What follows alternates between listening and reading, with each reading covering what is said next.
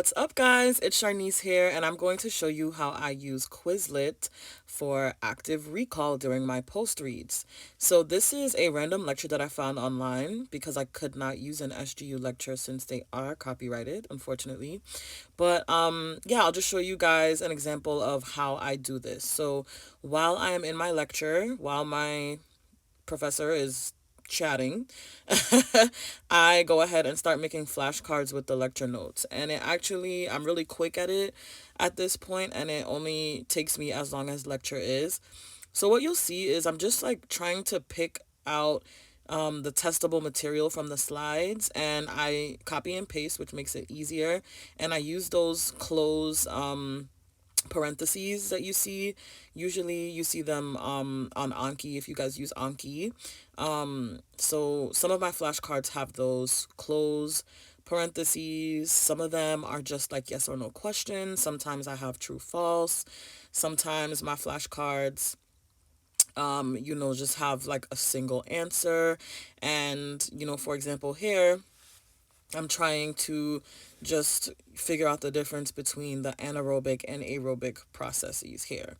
So I'll make a card for the anaerobic stuff and the aerobic stuff just so that I can actively recall those kind of high yield concepts. I really like this method because I found that I was a pretty passive studier. I didn't think I was, but I just felt like there was more that I could get out of my lecture. And the moment I started using this method, I easily saw like a 6 to 7 point increase on my exams. So I'm really happy with this right now. Of course, it might not work for every module that I have, and I'll always have to adapt, but I'm ready for that. But I'm just happy to know that this is an option. So here we have an image in our lecture notes, and what I like to do is all the images that are on my lecture notes, I like to have them on my flashcards because as I use these flashcards, I don't go back to my lecture notes unless I absolutely have to. So having them on the flashcard is just a way to get everything in the study set. So on Quizlet, you can search for certain things. Sometimes the image will actually be there because somebody else created their own Quizlet. But in this case, I decided to screenshot the image, which I do a lot. And I had some trouble with it, and you can see my unenthusiastic face in the reflection. But yeah, so I'll screenshot the image and then I will add it to the back of the flashcard, and then it will just be there. And so I'll not only be studying the material, but I'll also have visuals to help me retain that information as well. So this was a little example, only 5 flashcards, and now I'm going to show you how I use Quizlet on my iPad. So I open up Quizlet and I find the study set that I made on my laptop. And